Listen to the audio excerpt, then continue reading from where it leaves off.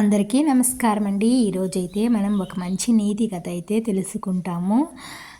ఒక అడవిలో అయితే ఒక అడవి కుక్క అనేది ఉండేది. ఇది రోజంతా ఆహారం కోసం అయితే తిరుగుతూ ఉండేది. కానీ దానికి అయ్యే ఆహారం దొరకదు. కానీ ఒక చోట వచ్చి కూర్చుని, అయ్యో ఈరోజు కూడా మనకు ఏ ఆహారం దొరకలేదే, ఇలా ఎన్ని రోజులు మనం పస్తులు ఉండాలి అని అయితే బాధపడుతూ ఉండేది.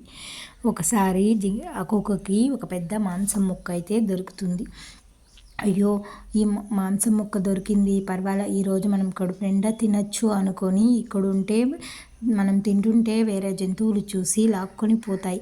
మనమైతే ఇంటికి వెళ్ళి ఈ మాంసం ముక్కని తిందామనుకుని నోట కరుచుకుని అడవి వైపు ఇంటికైతే తీసుకువెళ్తూ ఉంటుంది. దారిలో పోతూ ఉండగా ఒక పులి గాండ్రింపు అయితే వినబడుతుంది. అయ్యో పులి గాండ్రిస్తుంది అని తిరిగి చూడగానే మాంసం ముక్క కింద వేసేసి పులి కల్లా చూస్తే పులి అటువైపే వస్తుంటుంది.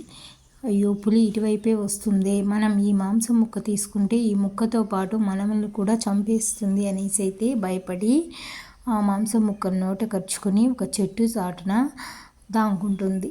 ఆ పులి వచ్చి కుక్కను చూడకుండా అదే దారిలో అయితే వెళ్ళిపోతుంది. పులి వెళ్ళిన తర్వాత కుక్క వచ్చి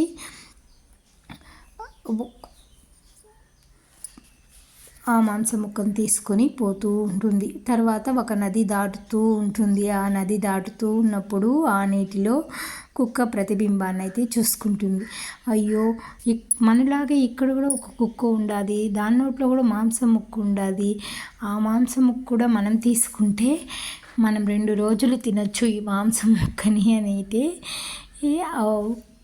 ఆ కుక్కను బెదిరించాలని అరుస్తుంది.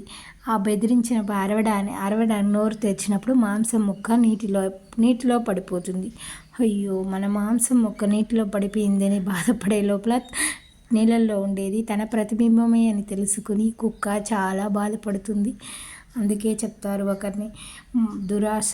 ఈ కథలో మనం నేర్చుకోవాల్సిన నీతి ఏంటంటే దురాశ దుఃఖానికి చేటు. మనకు ఉన్న దాంతోనే మనం తృప్తిగా జీవించాలి. అప్పుడే మనకు భగవంతుడు అనేది దారి చూపిస్తుంది. ఒకరి కడుపు కొట్టి మనం కడుపు తింటే అది మనకి ఎప్పటికీ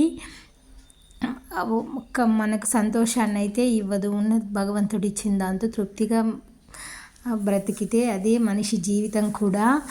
కుక్కకు అదే తెలివితో మనిషి కూడా బ్రతికితే చాలా హ్యాపీగా అయితే బ్రతికేస్తాడు. ఒకరి కడుపు కొట్టకుండా, ఒకరి నోరు కొట్టకుండా తనకిచ్చిన దానితో సంతోషంగా బ్రతకగలిగితే తనకు వచ్చిన పని చేసుకుంటూ కష్టపడుకుంటే ఏదో ఒక రోజు మనము ఉన్నత స్థాయికి అయితే చేరుకుంటాము. ఇది మనకు కుక్క నేర్పిన గుణపాఠం అండి. దురాశ దుఃఖానికి చేటు, అత్యాశ అనర్థానికి చేటు. మనిషికి అత్యాశ ఉండకూడదు. జంతువులకే అత్యాశ ఉంటే ఎంత కష్టం అనిపిస్తాం. మనం మనుషులమైన మనం ఇంకా ఎన్ని కష్టాలు అనిపిస్తాం కదండి. దురాశ దుఃఖానికి చేటు.